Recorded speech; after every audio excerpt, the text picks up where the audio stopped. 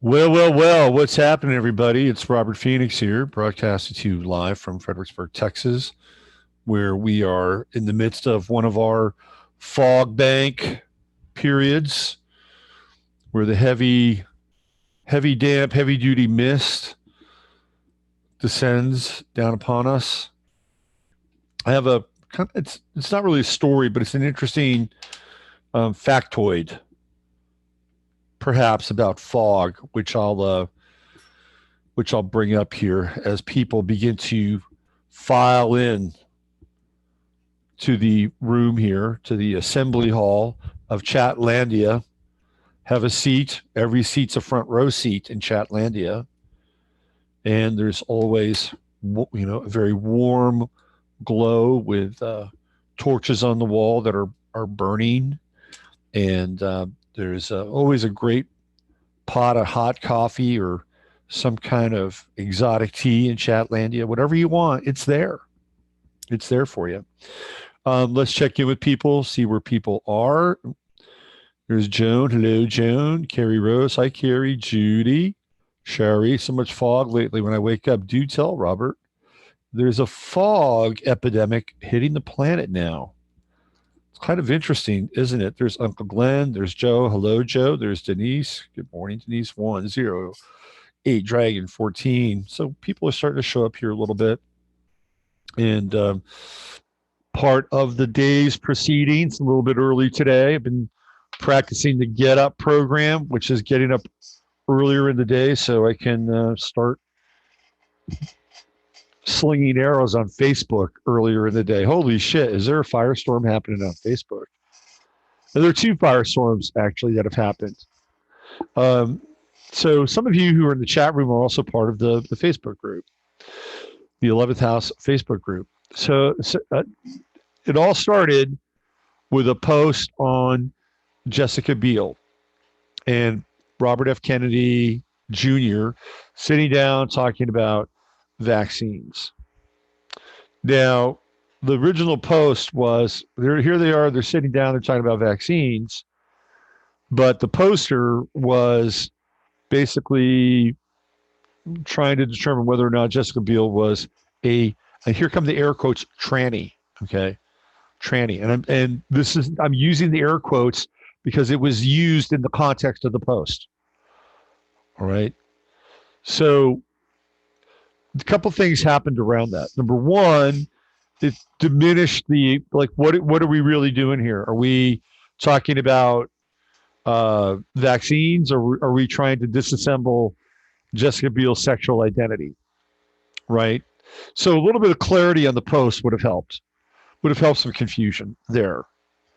Because clearly we wound up talking about something very different than vaccines, which is interesting. So there were a number of people, a couple of people who expressed a certain amount of frustration and anger that the word tranny was being used. And we come from a very different, I do come from a very different time where the word tranny was not, it was like, it was part of the lexicon, part of the nomenclature. And as a result of where we've moved with sexual identity and verbiage and political correctness, now all of a sudden every word is under the microscope. And I think that the biggest challenge here, which I tried to point out, whoops, got the wrong thing. Hold on. Give me a sec here.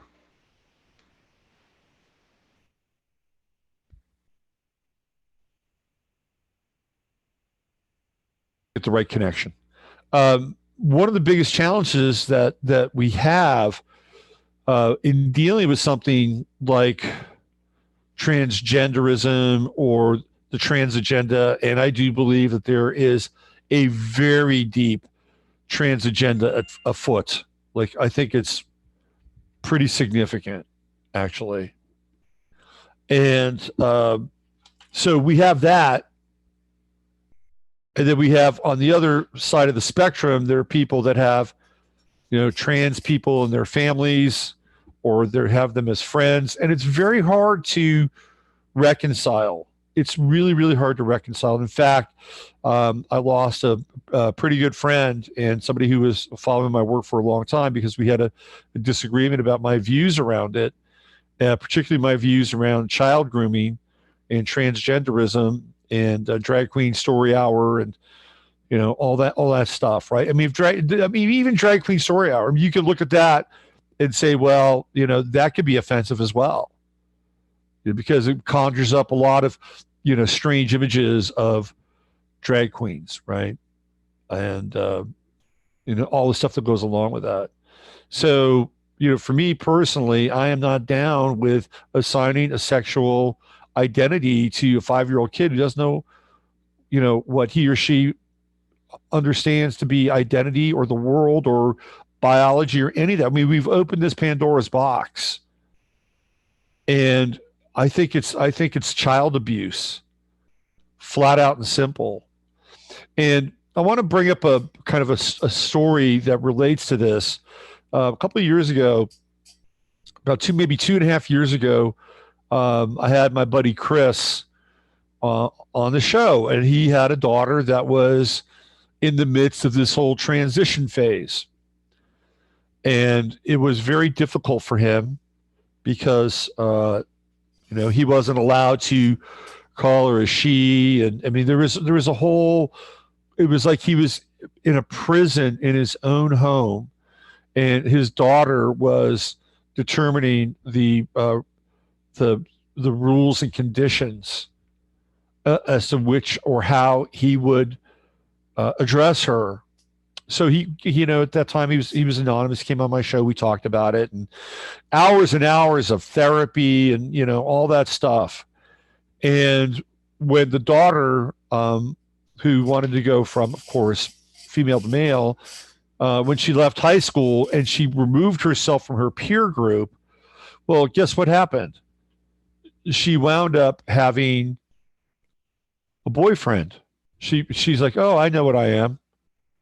I'm a so-called hetero, right? Heteronormative, whatever they want to call it. And to me, this was really important because if somebody is really deeply invested in changing their sexual identity, I feel like there needs to be a standard around it. Like, like you need to wait till you're 18. Because when you're 18, you can make a choice of an adult. And when you're 18, like that's on you. That's on you. That's on your medical. That's not on your parents' medical. Your parents may not be into the transition, right? Some are, some aren't. Sometimes they're split. And that yet they're forced to pay for something that ideologically, personally, maybe even religiously or spiritually, they're not on board with. So it's the ultimate kind of taking responsibility for the moment and for the kind of life and body you want to occupy. And the reason I say 18 is because there's generally a pretty good level of brain formation, and it takes people out of their school environment where there's a ton of peer pressure. And one of the things that I think is we live in a really complex world. In many ways, it's like way too complex. We've elevated this idea of the selfie and Instagram and all, the kind of the moment. I was watching the celebration of the LSU Tigers winning the national championship, and Odell Beckham Jr., who used to go to LSU, was on the field partying and in the locker room partying with his team. And he was actually giving out money to the players, which is completely bizarre. I've never seen it. And some people say, well, it's a political statement. The NC2A is not paying them, so Odell Beckham is paying them. But Odell Beckham has become what's called an influencer. And all he's about is his brand and propping up his identity and clicks and views. And there are these people who are quite sycophantic and more than willing to create these networks or create platforms or get you in a platform and buy you likes so that you can move up in the social media world. And watching Odell Beckham in that locker room, it was just, to me, just an awful case of arrested development and the epitome of this me culture, which has blossomed like a cancerous bloom it's a pox on our society in a lot of ways. And so people might say, well, what are you doing? You're doing social media. Yeah, but I'm not that popular. And the things that I talk about aren't that popular. And I'm not here to become popular, although it'd be nice to have a few more views. Don't get me wrong. I wouldn't mind it. Wouldn't mind it at all. But if I wanted to, again, I could have done a lot of different things. I could have jumped on the Q train. And I could have been a Q person and did like everybody else who was in Q world and getting 15,000 views on a video and built up my subscriber base and then shifting. That would have been a smart thing to do on some level. And then I could have and I know that there are people like smart in the sense of like the media sense. It wouldn't have been smart for me because spiritually, intellectually, I couldn't go there. Right. I'm not a third party person. I've never been a third party. I'm a first party person. And I may take ideas or I may take threads from third parties, but I like to assemble them and put them together in my own way. I'd like to be my own Q. Okay. That's just the way it is. But it would have been easier for me in some ways to do that. I would have lost some people because some people said, Robert, I would have never paid you as a Q person or going down that path. And, and I would have lost them. And I lose people all the time. I mean, it's the way it goes. But I could have then switched back and taken another track. Right. But I'm not doing this because of that. I'm doing this because, number one, it provides a service for people. It provides a service for people that often have a difficult time sorting through things. That's my job. I'll sort through the shit, whether you agree with me or not. That's up to you. And also, it provides a sense of relief where people aren't alone. They say, "Oh God, I didn't know I had that thought or I had that feeling. I'm glad I'm not alone." And a lot of you have migrated into Chatlandia, and you're not alone, right? So I'm providing a service, and for me, also, it helps cleanse my soul.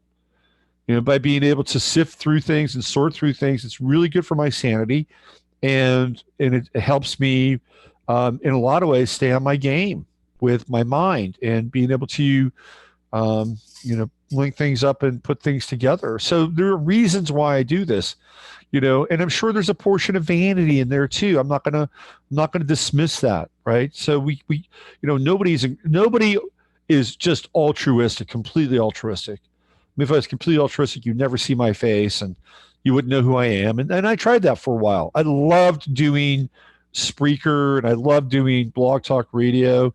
And I had no problem just doing Spreaker and having my podcasts come over here so people can listen to them and watch them. But, given the age that we're in, people like the live stream, people like YouTube videos. So it's like, okay, I'm going to move and conform to the time, because frankly, I would be just okay with, just doing my thing and speaking into a mic. It's a different kind of process that unfolds out of that too, by the way.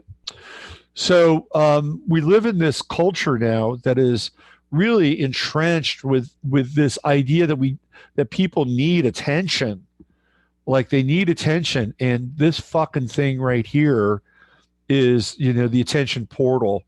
It's not quite the black cube, but it is the black mirror. It's an attention portal. So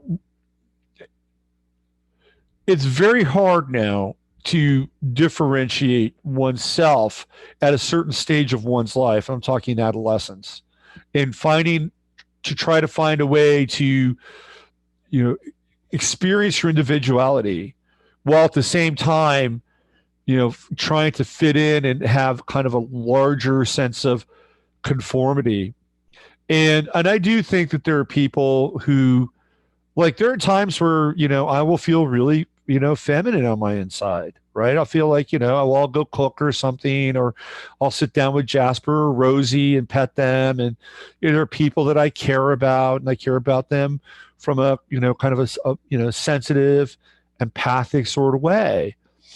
But that doesn't mean I want to go run around wearing dresses. Okay. And some people, I guess, want to do that. And there are other times where I feel, very masculine, and I feel very adamant about certain things, and whether they're ideas or whether it's about competition, or so, my life has been a synthesis of bringing the two together. And I think what happens with people is that, especially when you're young, there are no real models of how that's done. Right, the bringing of that together, the synthesis of bringing those things together, is not an easy work. It's much easier to say I'm this or I'm that, because there's less work involved. It's sort of like, oh, I feel so conflicted. I have this thing and this thing and this thing. Well, when you're an adolescent, you're supposed to be conflicted because things are getting scrambled, and then through that scrambling process, you're supposed to move through things and figure things out. And the problem with adolescence, there's no rite of passage. I've talked about this many times before. So when you get into a situation like high school and you want to be different, you want to stand out, you want to get attention, the whole sort of transgender trope, transgender frequency, let's call it a frequency, is you can dial right into it, and it does a couple of different things. Number one, it sets you apart so you can be special, right? Special in the sense that I'm different than everybody else. But because it's become such a cause celeb, because it's become this sort of through the looking glass kind of reality, it's become drastically mainstream or dramatically mainstream. And to question or to debate or to have a contrarian point of view around it, just like any other contrarian point of view, it is shut down now. You can't have a contrarian point of view. And if you do have a contrarian point of view, you better damn well use the right words. Because if you use the wrong words, it's going to disqualify you. This is how the game works. Okay? So what we're seeing now is we're seeing groups of children in their teens looking at a way to be special, to be sent to have, I'm tortured. They talk to their friends. Yeah, I'm going for counseling today, and and they can get their hand held, and we're with you. We unconditionally love you. We unconditionally support you no matter what. And I was like, oh, gee, thank you. And they hug each other, and I just know that this goes on. I know it goes on.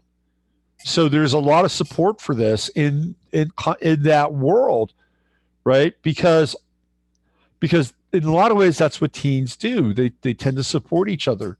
There are cliques, and this is kind of a version of a new clique, and it's been happening and ongoing for a while now.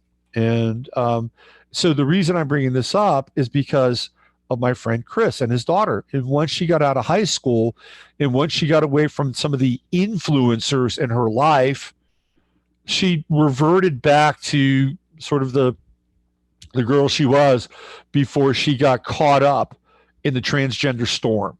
Okay. So that's why I think waiting until the age of 18 is a really important thing. Like, if you really, really want to do this, wait to the age of 18. Like, there should be theoretically legislation passed. Now, do you think that the Pritzkers or Martine Rothblatt or any of the people that are involved in the trans economy would support that? No way.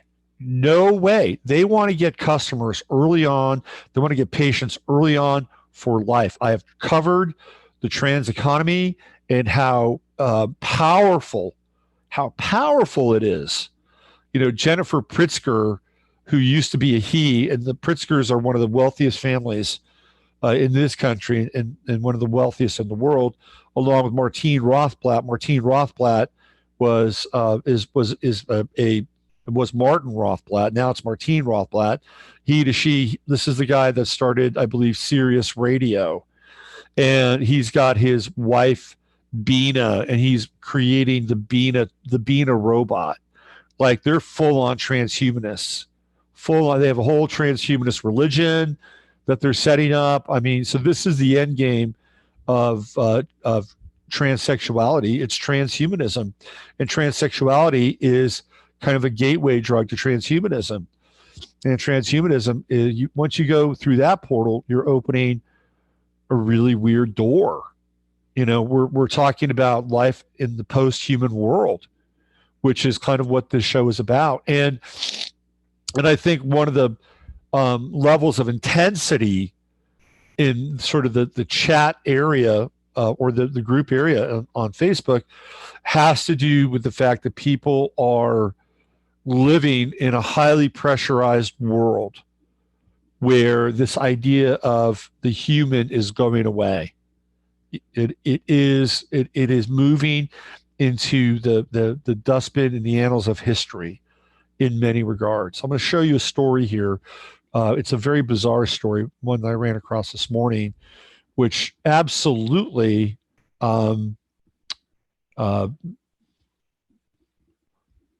typifies what I'm talking about. Let me find this thing. Hold on. Just had it. Jasper is. Oh man, I just had it. Hold on. Where is it? Where is it?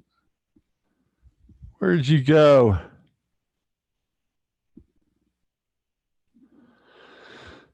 Okay, hold on. It's right here somewhere.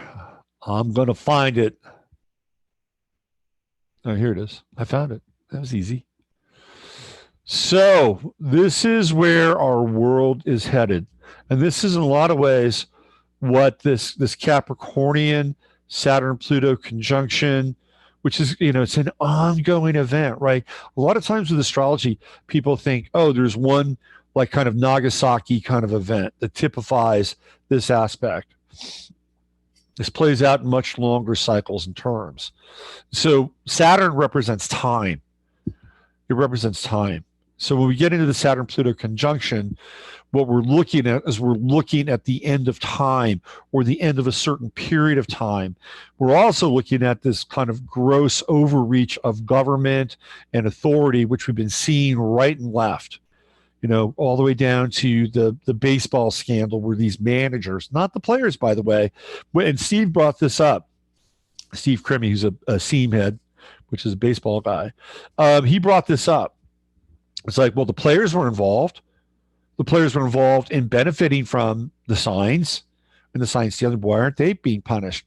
Well, that's Capricorn. It's going to be the managers, right? The people in authority, and not necessarily even the owners. The owners are punished because of the sanctions laid down against their team. So Jim Crane, who owns the Houston Astros, he's being punished. He's got to pay $5 million. It's a Capricornian thing.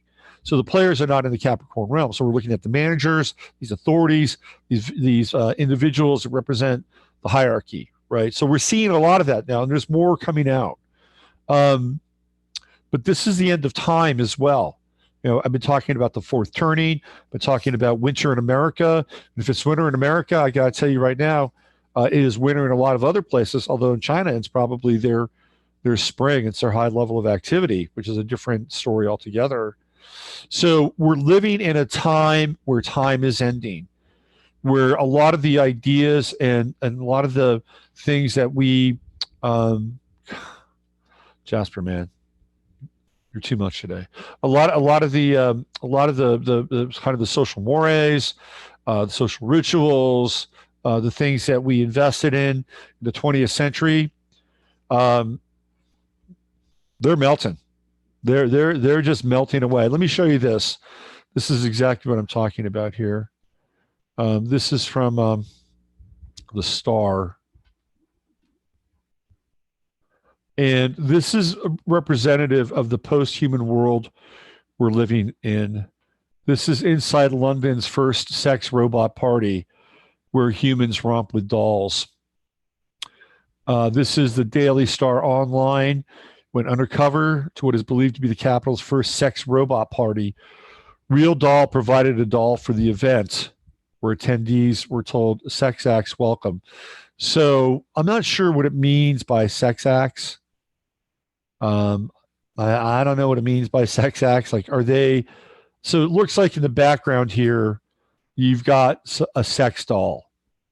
Maybe this could be a woman, or this could be a sex doll, or this could be a sex doll.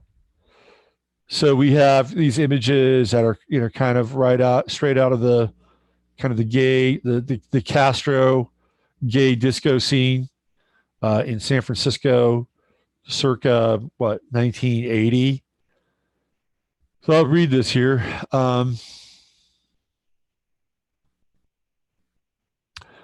It was pouring down rain at a North London industrial estate.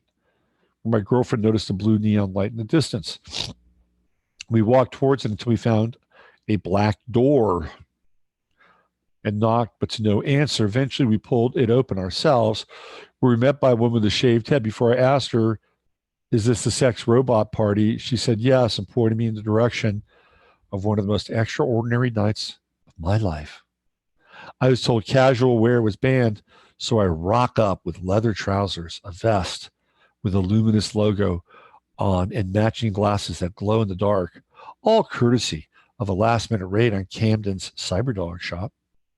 A bare-chested, heavily tattooed man with a split leather top greets me to scan our tickets before checking our outfits fall in line with its sex tech dress code policy. They do. So he points us to two small cubicles to get changed in. I begin by walking around and notice a series of rules listed on the wall, which most strikingly includes no solo wanking. Another tells me this is not just a sex party, this is a sex tech party, while another insists there be no blood or needles.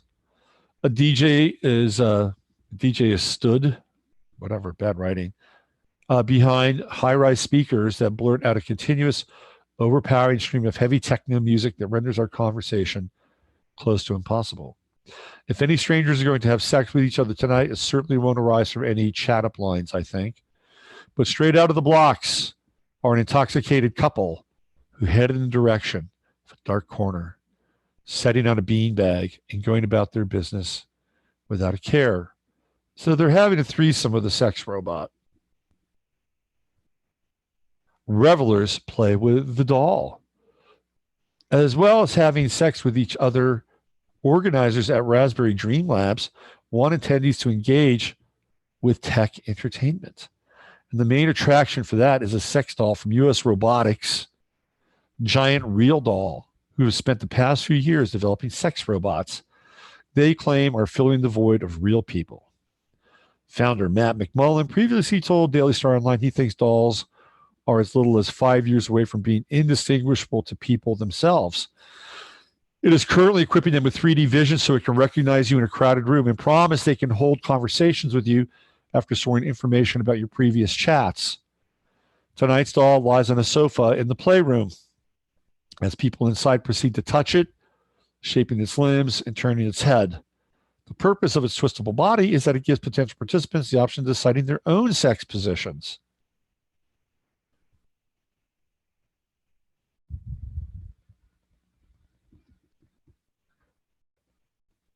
Its artificial breasts spill out of a white top to the joy of a group sitting with it before it's lifted and carried away into a neighboring room behind closed doors. My girlfriend and I are then left in a room next door as we witness a man wearing a leather skirt and a woman heavily clad in latex with sharp metal spikes lighting a cigarette. The possibly most eye-opening event came as we ventured into the next room. A man named Joe, not his real name, tells me he does this a lot and looks particularly comfortable dressed in latex.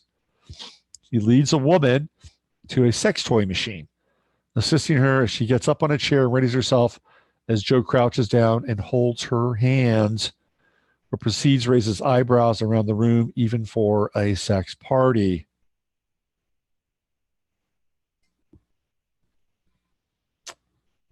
The electric sex toy moves, differing in speed, and sat on the other side is a man who appears to be controlling it. Although I can hear it, it looks like she's gasping into the air in a frenzy of joy, and she's not the only one. The couple's antics are followed by a number of women doing the same thing on the same machine. Ew. Is the machine wearing a condom? Jesus. All of which means is made even more eye-opening by the couple to my left who lock one another inside a cage. Finding it all a bit much. We've never been to an orgy before, let alone like this. We ordered some drinks and headed into the chill-out room. Oh, it's their first time. They're having their sex tech cherry popped. We're told the doll didn't quite get the participation hoped, but that it fascinated attendees nonetheless, although there were constant requests for people to have their photo with it, and no shortage of people wanting to touch it. There's our girl from U.S. Robotics. Looks a little like Ivanka Trump, doesn't it? It looks a little bit like Ivanka Trump, maybe around the age of 19. Just saying. Am I not the only one that sees Ivanka Trump in this? Am I the only one? I don't think I am.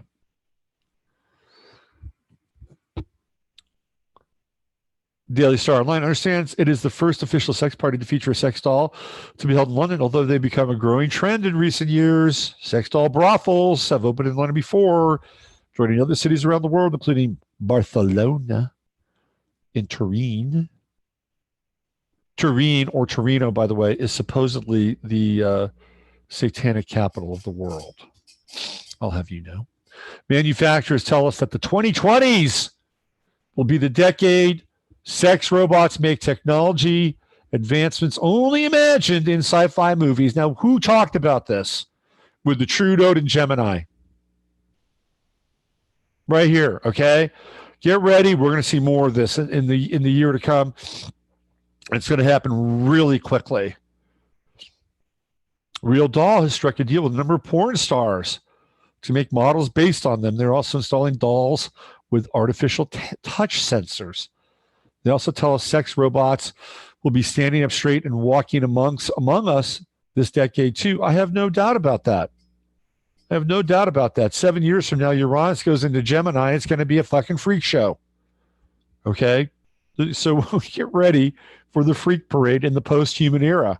And how do we talk about this? Can we talk about a transsexual doll in a pejorative sense? What happens if we, can we talk about sex robots? Like, is it okay to call a sex robot a bitch? Like, what are going to be the terms and conditions for how we address sex robots? Because they're not human. Are they going to still be sort of at the mercy of the speech police? Oh, you can't, because if you call a sex robot a whore, and let's face it, a sex robot is a whore. I mean, just think about it, I mean, at some level it is, right? It'll sleep with anybody. Maybe some of the best sex robots will cost more. So are we going to have to treat sex robots with respect? I'm telling you, there will be a Bill of Rights for AI. It will come down. It will come down. There will be a Bill of Rights and a whole set of standards with how to treat robots. Just wait. It's coming. Rivals Cloud Climax last year released its first sex robot with full AI, allowing it to memorize your personality and apply that information to your interaction. That's a little creepy. They're also building robots that breathe using an AI chest cavity. Oh my God. So they can program in heavy breathing. Like they have the skin sensors, and as your breathing accelerates and becomes heavier, so will theirs. Holy shit, man. This is ready to go full tilt boogie here. But soon, he said, a Silicon Lovers founder, Louis Love, sure that's his real name, tells us he believes his dolls are already unrecognizable to humans at a first glance. But soon he says he will be making hyper-realistic models in a factory that looks something out of Westworld, predictive programming. The hit HBO series depicting a world where people interact with robots. It's more than just that, but yes, that's the thumbnail of it. And if 2019 was the year London welcomed its first sex robot party, who knows what's next in the 2020s? The 2020s will be the beginning of total immersion into that world. That's what will happen in the 2020s. Total immersion. It's coming. We're living in the world of the post-human, and it's going to be really, really difficult for people to wrap their heads around it. Now, keep in mind that we are, for all intents and purposes, still biological, right? We're still, part animal, and we have instincts. We have, kind of animal drives at time. We're also very divine. The symbol of Sagittarius encompasses the human experience.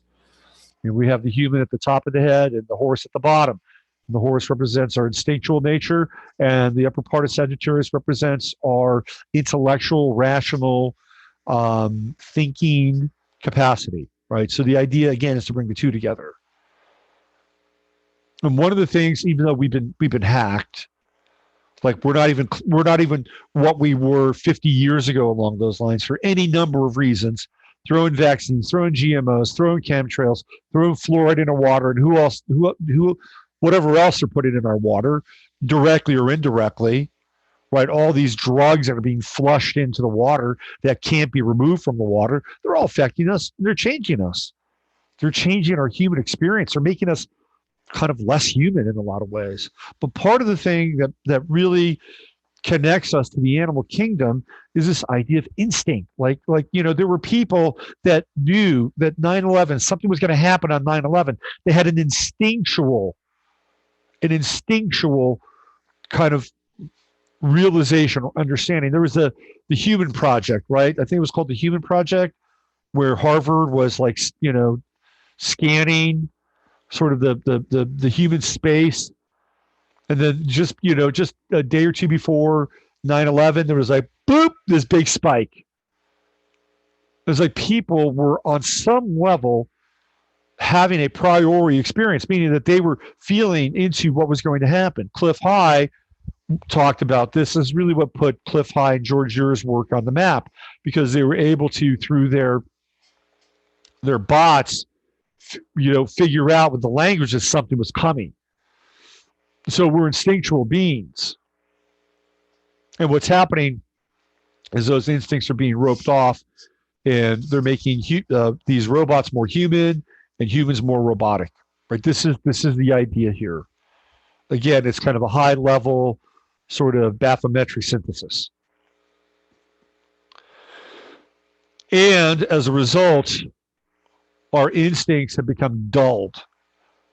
So when we understand there's a threat, or we understand there's a danger, or we understand that there's something imminent coming at us, because instinctually we can feel it, what happens?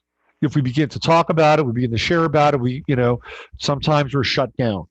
You're not allowed to talk about this. You're not allowed to talk it this way. You should have much, greater respect for the words that you're about to use.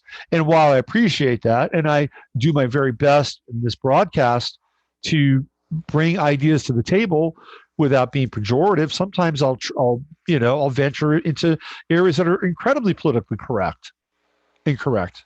I will, and I always will. And what we have to watch out for is we have to watch out for people that are not clear on their shit.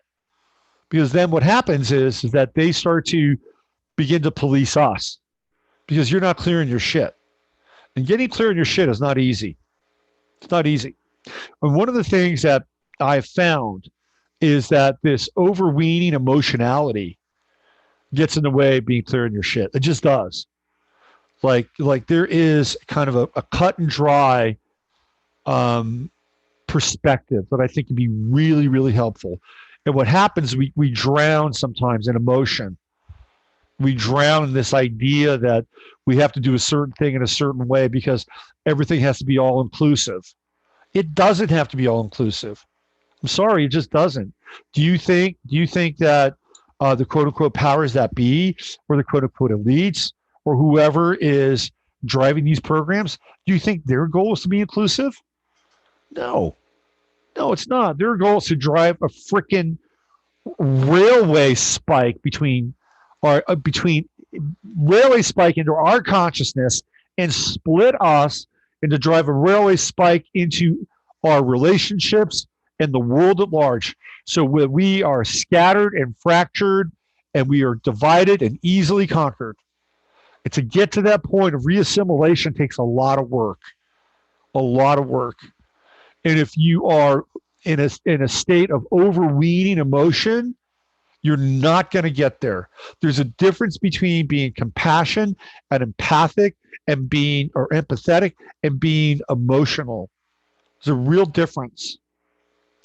And I will say, this is the one thing that might, stir up a lot of people. Sometimes we have to cut ties with people.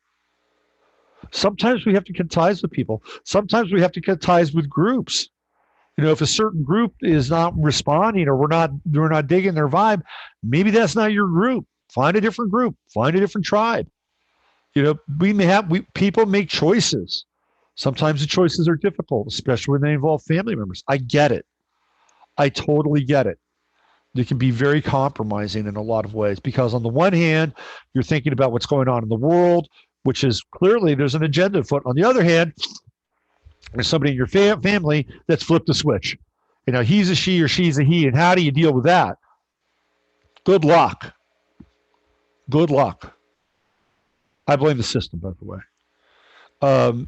Because what we've done is we've made this idea that we can change our identity without doing the requisite work. I mean, the really requisite work. We've made that the focus. We've made it so easy for people. And in fact, there's a whole system of enabling now. It's like psychiatrists enable, the medical industry enables. And all this is part of what we call the trans economy.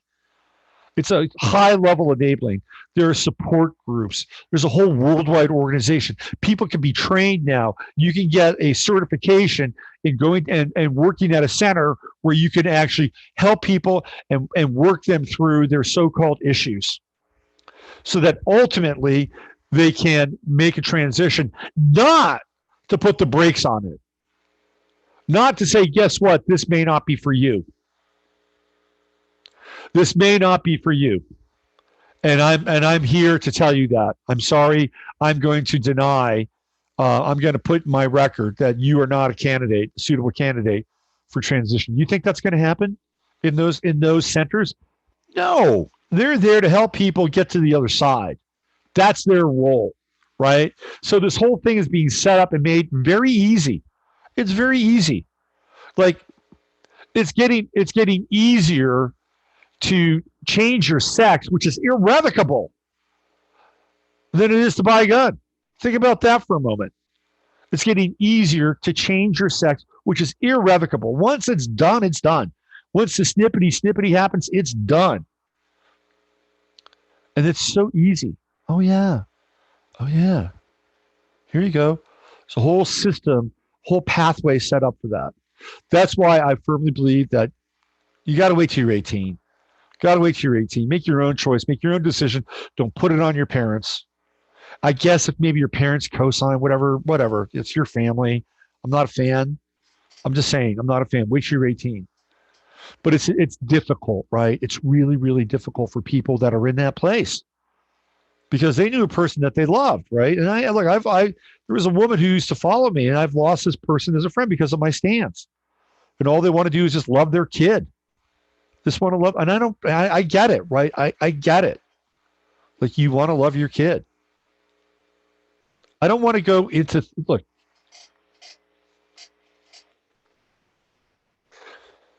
here's where I think parenting, and I can't sit here and tell you that I'm the best parent. I'm not going to put my Parent of the Year badge on, okay? But what happens in the life of children is that parents make decisions. They make decisions, and they allow certain things to happen. And through that process, what occurs is that there are changes that happen to a child. Let's go to the baseline. What about vaccination? A parent makes a decision to vaccinate their child.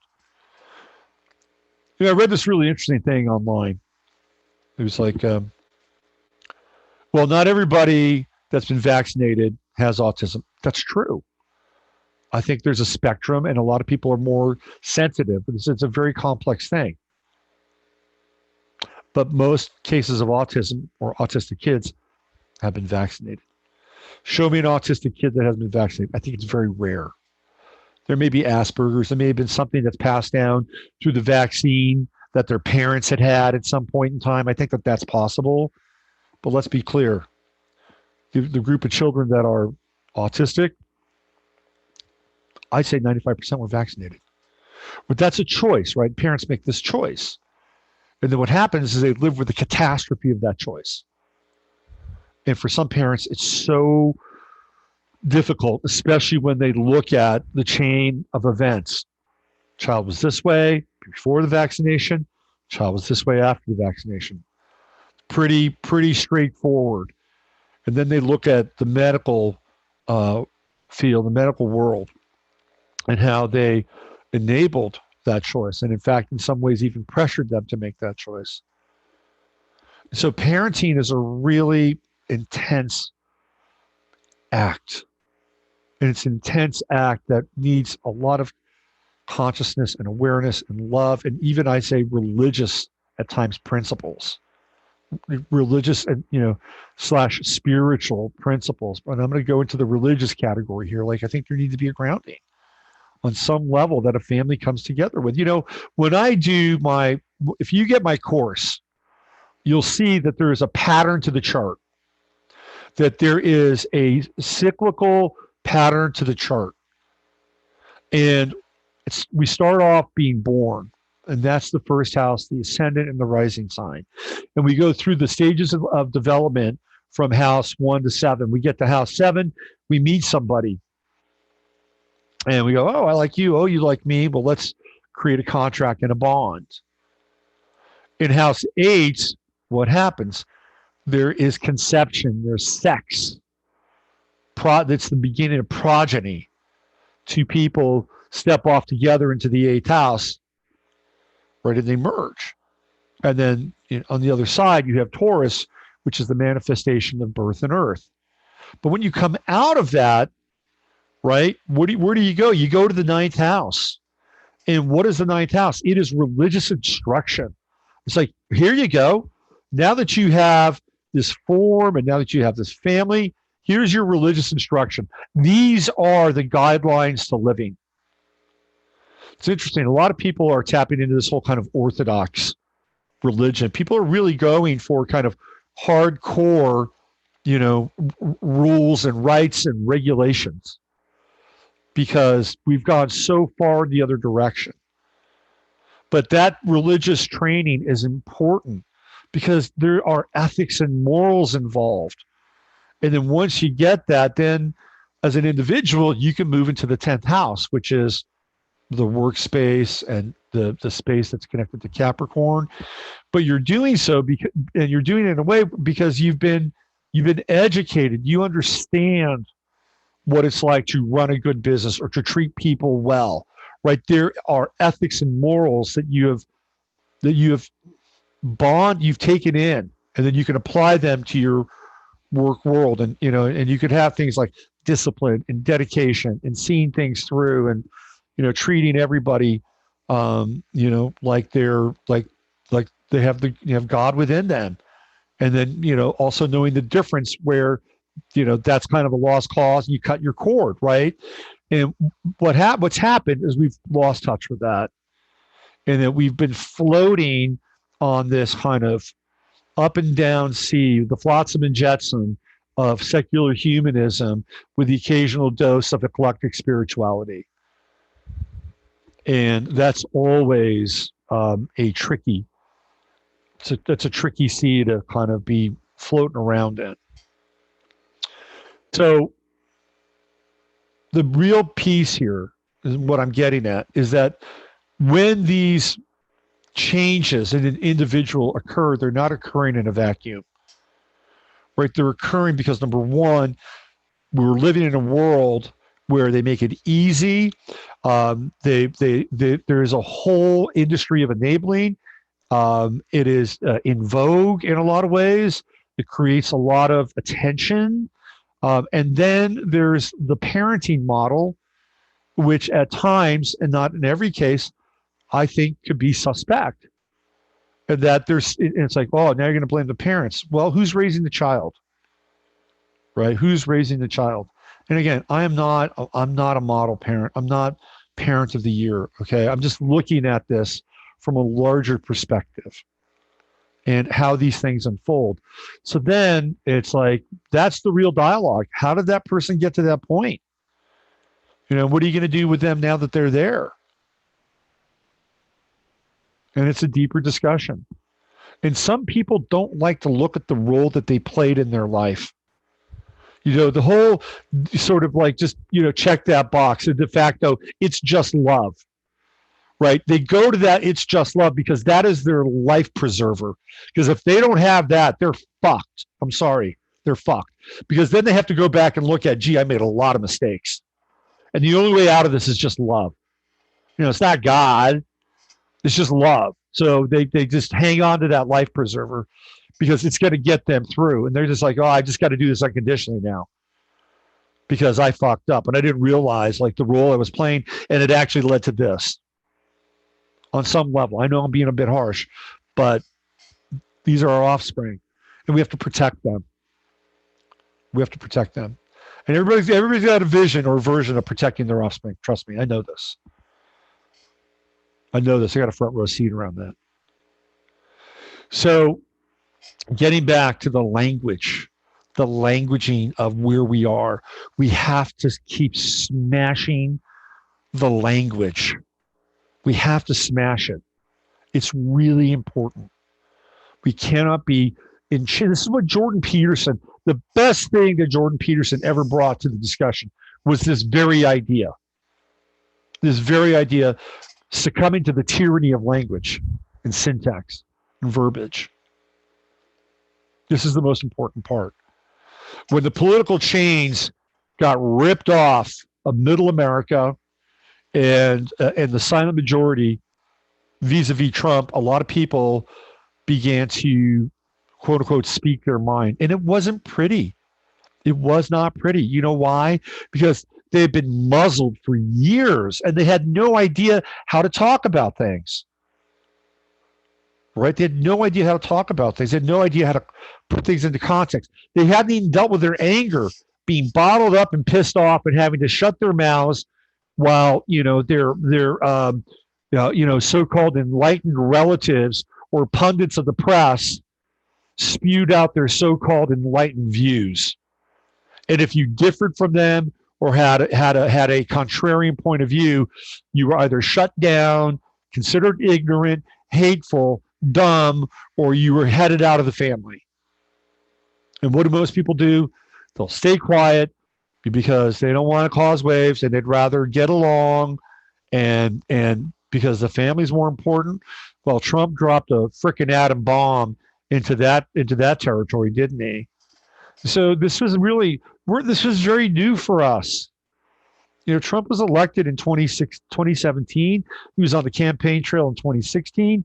We're only 4 years into this place where we're untying our tongues. And when we untie our tongues, guess what happens? Truth begins to come out of us. And as truth begins to come out of us, and we look around and we say, well, there's no truth here. There is no truth here. And so we bear witness to a different kind of truth.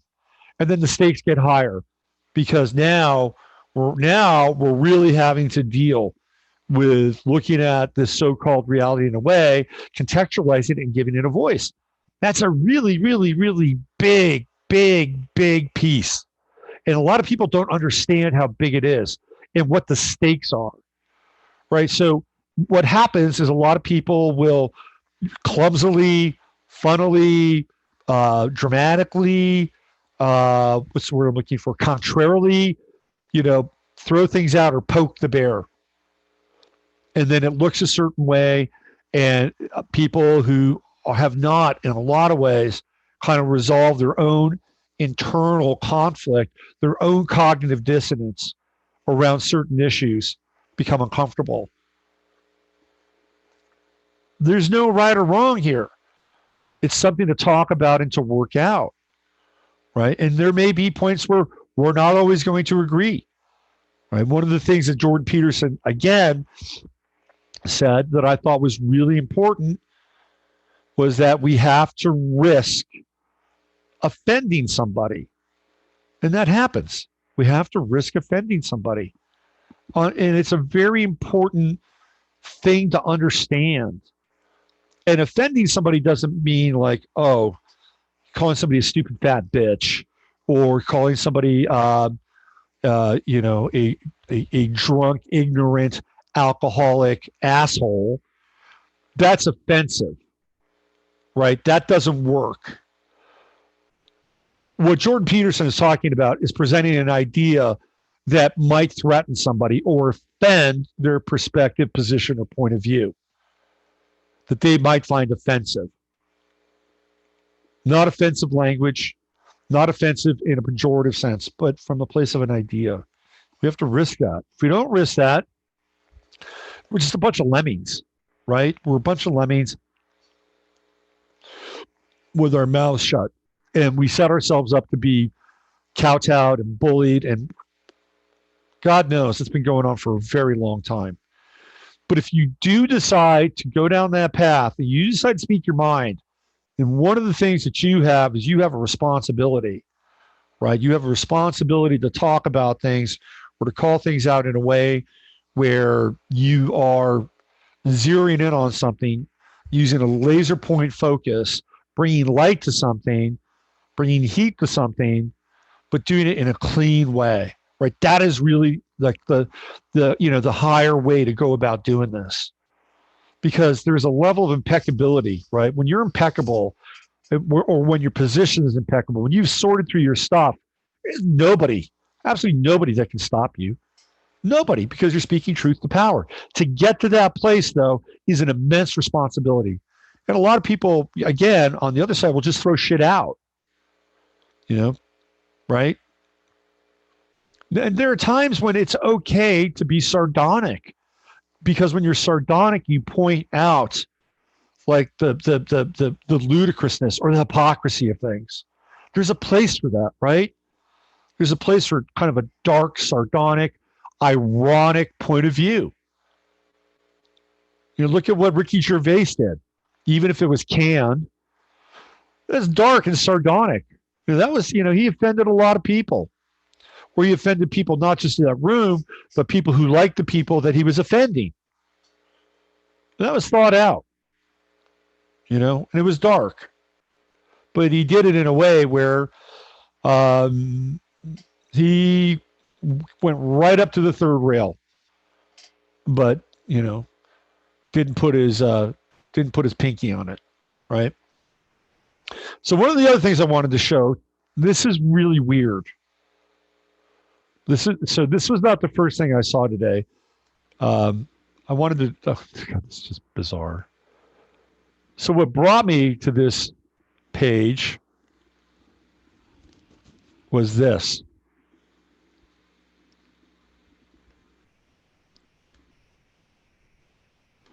What brought me to this page was this.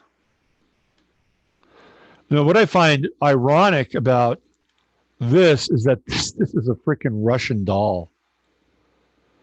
So we have a little transgender, polka dot, blonde-haired little doll with a penis. This is a Russian doll, which I find bizarre based on where Russia is with their LGBTQ kind of aesthetics or ethics rather. But do you see where this kind of grooming? I mean, this is they're attempting to make this into the new norm, right? The new norm.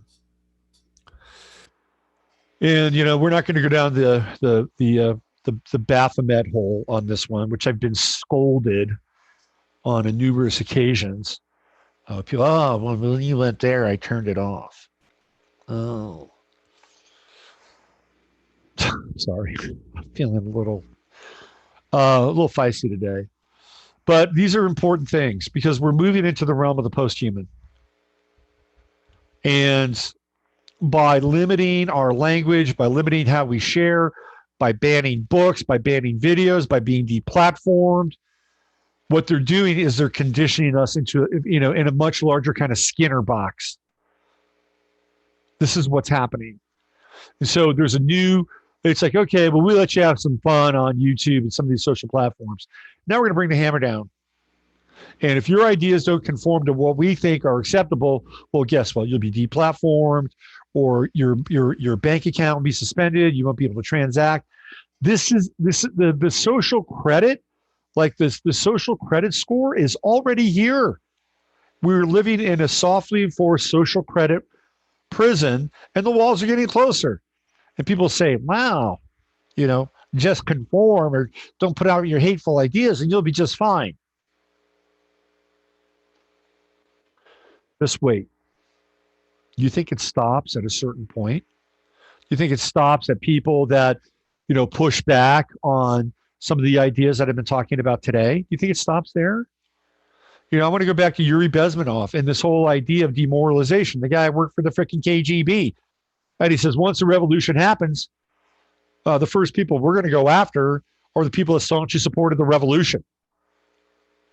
Because when we get into power, they're not going to like us, because their idea and their vision of what socialism or what a socially controlled society is about will not be anything. It will not look anything like the world they envisioned. So, people like Kyle Urich and, some of these, gulag pimps, they don't understand that when the time comes, they're on the chopping block too. It's true. It's absolutely true. So if you're out there and you somehow stumbled across this and you say, well, this guy's a madman or this guy's a jerk or this guy's paranoid, just remember, if we continue down this path, right, the walls would get closer and closer and closer. So that even you, with your point of view, no matter how politically correct or how you think it should be, won't matter. And you too will be silenced. And the amount of interaction and speech and the color of speech and the color of language will be reduced essentially to binary code, zeros and ones. You either fit in or you don't. All right. Let's check in with you guys in Chatlandia. Let's see what we have here. Feisty is good. Don't be afraid of offending. Wrong on many levels. Self-forgiveness is huge. We must forgive ourselves. Huge guilt shade to not speak your truth.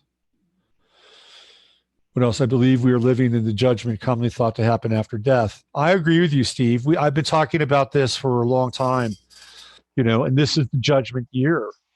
2020 is the year of the judgment. It's double judgment. It's the aeon, right? So everybody gets judged. The so-called quote unquote elite and the individual. We've been living in the time of the reckoning. It's the reckoning of the accounts of our lives. You're absolutely 100% right, Steve. Let's see what else. Yes, we are at war with dark forces who want to destroy humanity as we know it. Bad part is we stood by and let it happen. This is a really good point, Uncle Glenn. This is true. A lot of us were asleep at the wheel for a number of reasons. It was either, in my world, I was seduced by the 1960s and the 1970s. And some of the ideas in it, I used to buy copies of High Times, a drug magazine. Of course, I had Neptune in my first house during that time. It didn't help. And so I would look at, I would fantasize about, all the different drugs and the drug prices all around the world. Oh, look at this. What is this thing? Right. It was some muscle relaxant from freaking Spain.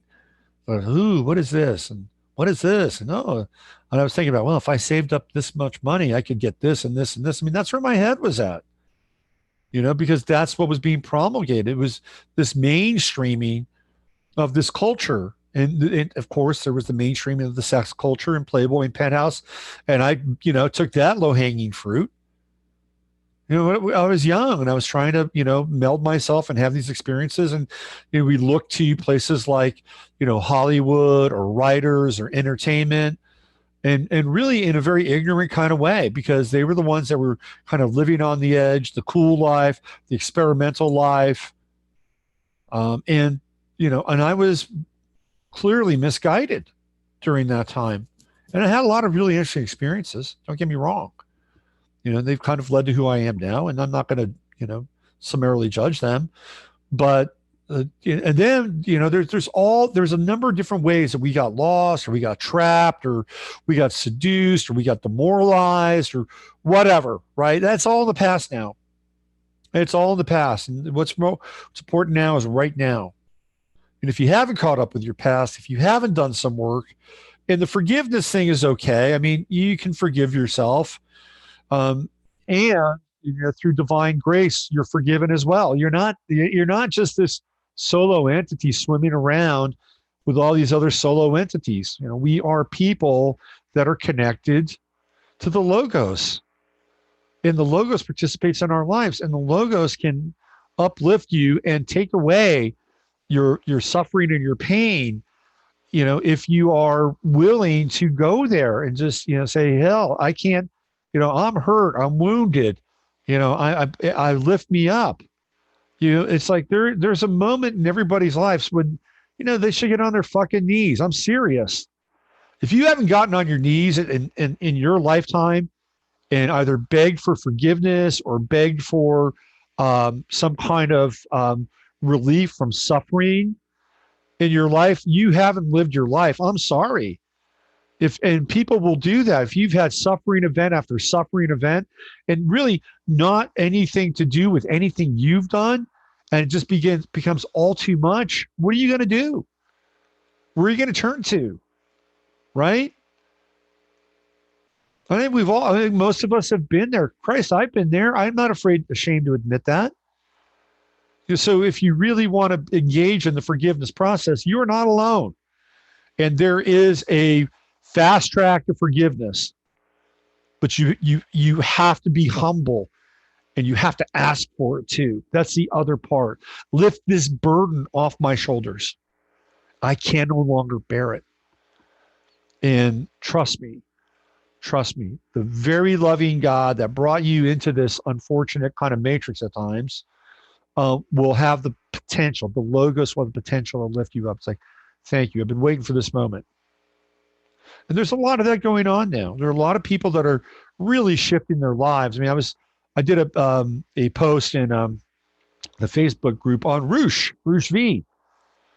He's writing all these books about how to get laid during the day, how to get laid in Poland, bang Poland, day bang. And it's like, fuck women, fuck them. They play games. I'm going to show you how to play the game and get over on them. Right. And this is a really big kind of movement inside the men's movement, men going their own way, MGTOW. And what he's done is he's like done a 180. He's essentially found God.